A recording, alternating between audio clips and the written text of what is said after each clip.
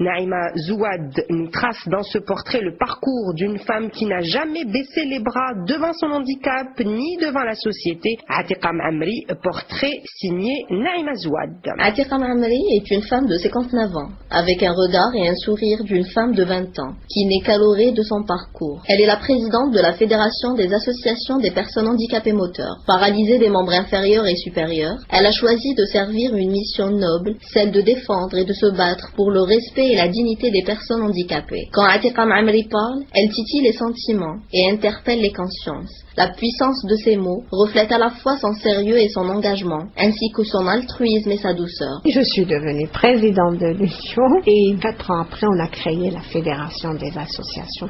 Et là, je voulais changer le monde, faire en sorte que les personnes handicapées qu'on puisse connaître leurs difficultés, parce qu'on ne connaissait que les sourds-muets et les non-voyants. Et les handicapés moteurs, c'était la population souterraine. Et donc, je trouve quand même qu'on a fait émerger cette population. Les journalistes justement parlent beaucoup parce que c'est des personnes qui ont des difficultés à se mouvoir, donc à sortir, et donc elles sont invisibles. Mais le combat est encore très long et très dur, parce que vous avez des interlocuteurs qui ont d'autres préoccupations. Nous, on ne constitue pas un groupe cible, disons politiquement. Il faut qu'on devienne un groupe, disons, de pression pour dire qu'on est là et qu'on a le droit de vivre comme tout le monde. D'ailleurs, je dis aux adhérents, ou bien vous vous battez, ou bien vous allez mourir dans l'anonymat. Je suis assez dure, parce qu'il faut éveiller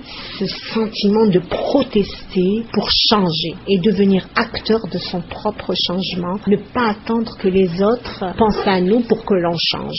C'est pour ça que la fédération n'est pas une association d'aide aux personnes handicapées, mais c'est une association de personnes handicapées qui vivent les situations de handicap avec toutes les difficultés. Et donc, nous, notre devise, on l'a adoptée, c'est rien pour nous sans nous, qui est une devise qu'a lancée justement les Nations Unies, ça fait 2 ans. Donc, suite à la promulgation de la Convention, rien pour nous sans nous. Et donc, c'est nous qui savons, c'est nous qui avons l'expertise, puisqu'on est dans la boue, on se débat.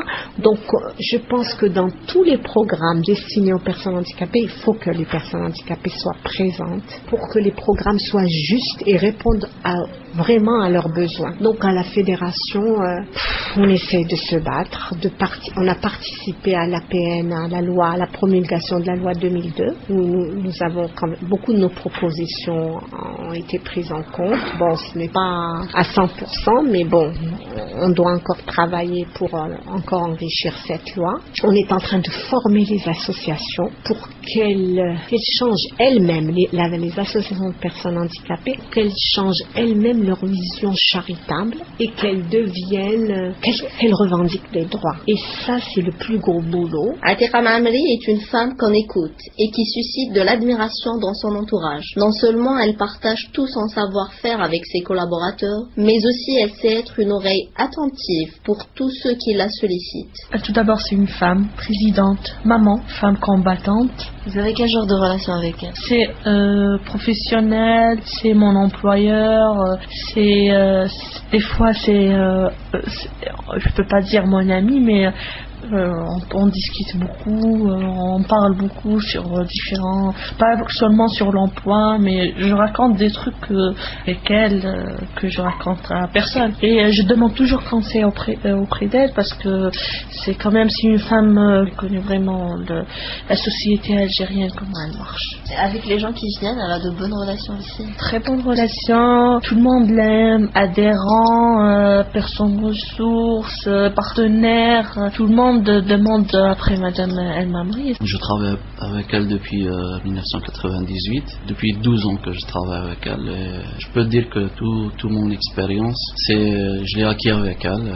Elle m'a donné tout ce qu'elle possède comme connaissance, comme expérience, comme savoir-faire, comme outil de comprendre les personnes handicapées et d'analyser aussi la situation globale des personnes handicapées, soit en Algérie, soit dans le monde entier. Elle aime bien encourager les gens déjà. Déjà quand tu fais حنا في البيرو ديالنا majorité on est déjà. Avant d'être à la tête de la Fédération des associations des personnes handicapées moteurs, Atiqa Mamri était à la tête de l'Union des handicapés moteurs, où elle a travaillé au début comme assistante sociale. La question qui se pose est qu'est-ce qui a conduit Atiqa Mamri vers le chemin des personnes handicapées? Qu'est-ce qui a fait qu'elle fasse de la question des droits des personnes handicapées sa priorité? Pour répondre à ces questions et en savoir plus sur les événements et les périodes clés qui ont forgé la personnalité de cette exceptionnelle femme, Atiqa Mamri revient sur son enfance. Je suis née à Bouzaréa en 1951, donc dans un quartier à l'époque qui était un peu isolé, c'est Baranès.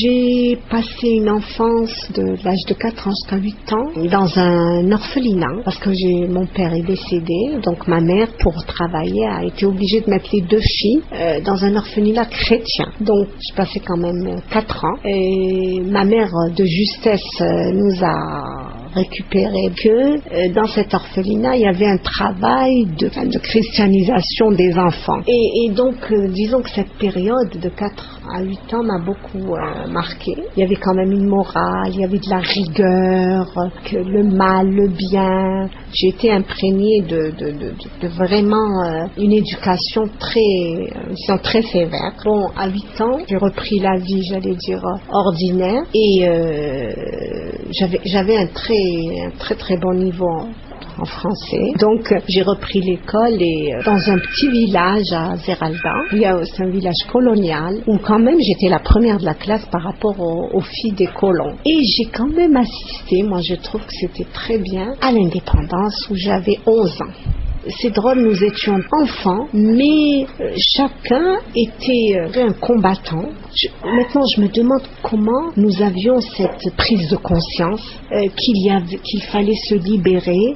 J'avais 11 ans, mais j'ai été quand même travailler dans les champs. On est allé ramasser des tomates et il y avait un transporteur qui nous emmenait à 5 heures du matin dans des champs très éloignés du côté de Maïma. Et je me rappelle un jour, il y avait le colon qui nous menaçait, nous on voulait pas ramasser les tomates.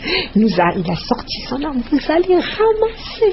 Et ben, il y avait ce vent de révolte aussi à l'âge de 11 ans. Atiqa Mamri développe et nourrit l'amour de donner et de transmettre ses connaissances et décide par la suite d'entamer une carrière d'enseignante de français. J'ai fait l'école normale d'institutrice ici à Benakloun. J'ai enseigné toujours à Bebloued. Je voulais enseigner dans les quartiers pauvres et j'ai eu ce que je voulais. J'ai enseigné à Kamidous, une école où toutes mes élèves c'était des habitantes d'Adialkef parce que j'étais quelqu'un qui voulait faire sociologie. J'aimais bien observer, analyser ce qui se passait dans la société et tout.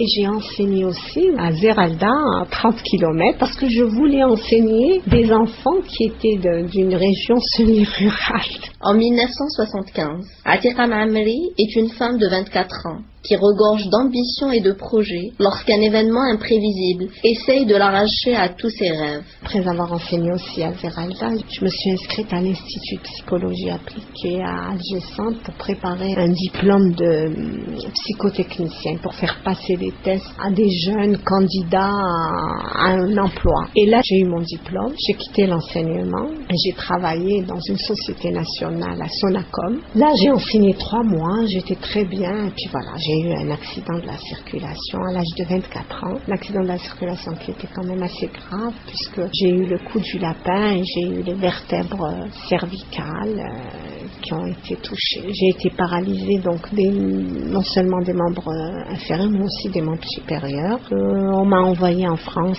C'était en 1975. Donc pendant 2 ans, c'est vraiment toute une réadaptation. Donc j'ai réappris à écrire, j'ai réappris à me débrouiller un peu, à être le plus autonome possible et je suis rentrée après 2 ans. Donc je voulais à tout prix reprendre une activité, mais c'était pas possible parce que rien n'était aménagé, j'habitais en étage, je n'avais pas beaucoup personne pour m'aider. Sur le plan psychologique, vous êtes resté aussi motivé qu'avant? Oui, parce que ça ne vous a pas découragé? Non, j'adore les gens, j'adore les comprendre, j'adore me remettre en cause, j'adore essayer de comment aider la personne, lui tendre la main. Ça c'est, je sais pas si c'est mon côté où je suis passée par le pensionnat là de l'abbé Pierre. Ça m'est resté peut-être de vouloir aider son prochain, mais j'essaie toujours de tendre la main, de voir, de ne pas juger, de ne pas, quelle que soit la situation, quelle que soit la personne. Malgré cet accident et ses dramatiques conséquences, Atiqa Mamri demeure une femme pleine d'énergie, d'ambition et d'initiative. Elle a su rester positive et tirer profit de son malheur. Atiqa Mamri est une femme qui a le contact facile avec les gens, et cela qu'ils soient adultes ou enfants. C'est une personne qui aime ce qu'elle fait et qui le fait avec grandeur et amour. Grâce à elle, les personnes handicapées, en